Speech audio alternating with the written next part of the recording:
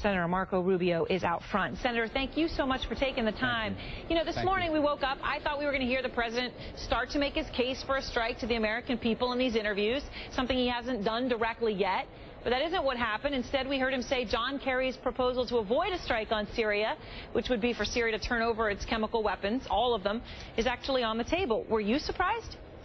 Well, it's the first I had heard of it, so certainly like the rest of us, we obviously heard that news for the first time today, and I think it's still kind of early to react in depth about it because there's some questions about it. Obviously, it would be ideal if Assad no longer had possession of chemical weapons, but I continue to believe that irrespective of the chemical weapons or beyond the chemical weapons, it is still a vital national security interest of the United States to see the Syrian people have a chance to remove Assad from power. And so that issue still remains irrespective of the chemical weapons issue. As far as the proposal that Secretary Kerry mentioned today, it's the first we've heard of it. There's a lot of questions I would want to ask about how something like that would work, but certainly anything that would take chemical weapons out of the hands of Assad is something we should consider. Were you surprised that the president sort of jumped on it? Because, you know, when John Kerry put the proposal out, you know, he said he could turn every single bit of his chemical weapons over in the international community in the next week, but then he said, but he isn't about to do it, and it can't be done, obviously. So he sort of basically said this is a ridiculous proposal, but then the president jumped onto it. I mean, is this a deal that you could see yourself supporting? I know you said it's complicated, but what do you think? I mean, there's a couple questions one would have. So certainly, I mean, no one is against any plan that would supposedly get weapons out of the hands of Assad. I have my own concerns about whether he would legitimately do that. Beyond that, I think there would have to be strong verification that it's actually happened, which I think could be potentially very difficult. Syria is an active war zone. I mean, there's a civil war going on in Syria right now. It's not exactly easy to go down there and patrol. I'd have concerns about how those weapons are transferred out of there. These convoys could be ambushed. So again, it's the first I hear of it, so I'm reacting to something here that we've only known about for a couple of hours. When Secretary Kerry first mentioned it earlier today, he did so exactly along the lines of what you've described as something that isn't going to happen. So we'll need to learn more about that proposal. Now, do you think this idea is the president's way of backing down from a strike? I mean, does this look, I know you're not for a strike, and you're for, you know, you've been for example, helping the rebels instead, but does the way this has been handled, you know, building up to these interviews and an address to the nation to justify a strike, and instead saying, I'm open to not striking, does this make the president look unsure or ambivalent or worse, weak?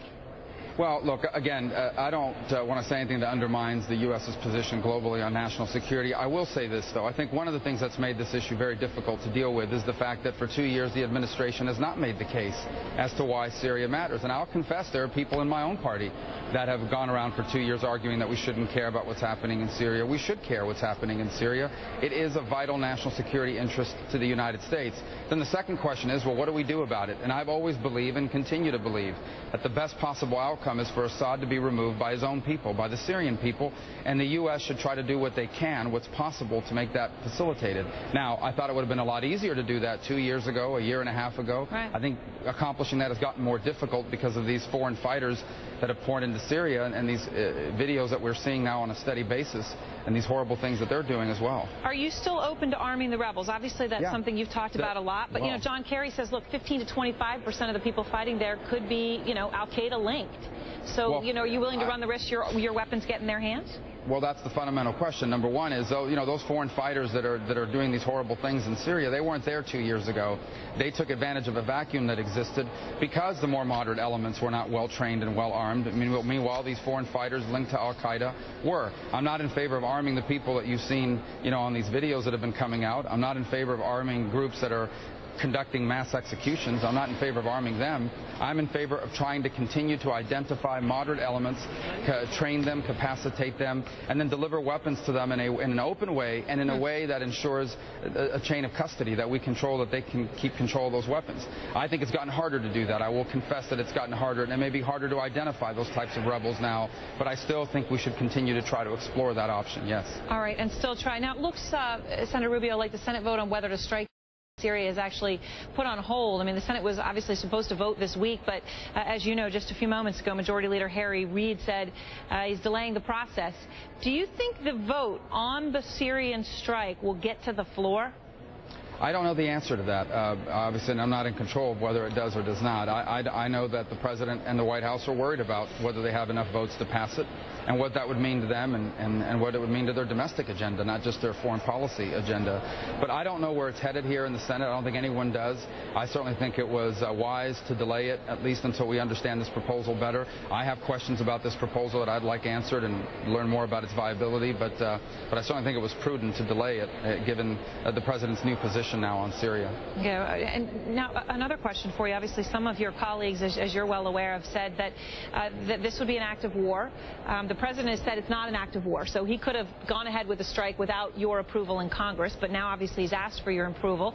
And some of your colleagues have said that if the President were to go ahead with a strike after Congress votes no, that would be an impeachable offense. Do you agree? Well, I think the President, all presidents, Republicans and Democrats, have the right to engage the United States military in the defense of our country, particularly on an urgent matter. President Reagan did it in Libya. He did it in Grenada. President Bush, the first, did it in Panama. So there's precedent for that. I think the President has the power to do that. I think in this case, this President, given the distrust of the federal government and specifically the distrust of this administration that now exists among the American public, I think this President had to come before the Congress and seek approval given those factors. Which makes sense, but not a direct answer to my question. So you're saying you think he had to? I think the President has the power to act in the national security interest of the United States.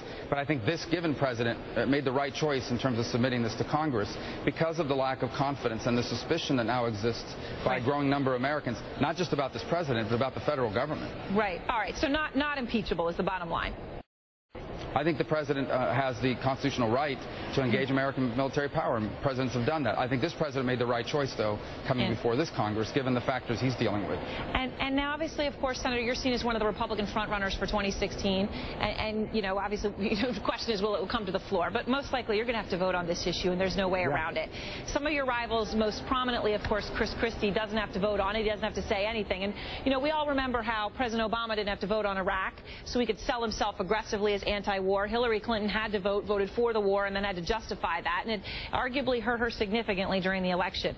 Are you jealous of Chris Christie? No, because first of all, this issue is not about politics. This is, I mean, we're not debating here what to name a post office. This is not some symbolic issue. This is a national security issue. If there's any issue that should be above politics, it's our national security. So this issue deals with that. So I've already voted on this issue. I'm a member of Foreign Relations. I voted against this plan. I don't believe it's the right response. I do believe there needs to be a response, and I outlined very clearly what that response should be, and that is an effort to openly arm vetted elements of the rebels, if we can find any, creating a transition fund so that there can be a transition government in Syria once Assad falls, providing more humanitarian support for rebels, and providing more support for our allies in the region that are taking on these refugees that are coming in. All right. Well, Senator Marco... And I apologize. I said humanitarian aid for rebels. I meant humanitarian aid for refugees. Right. I understand. All right. Senator Marco Rubio, thank you so much for your time today.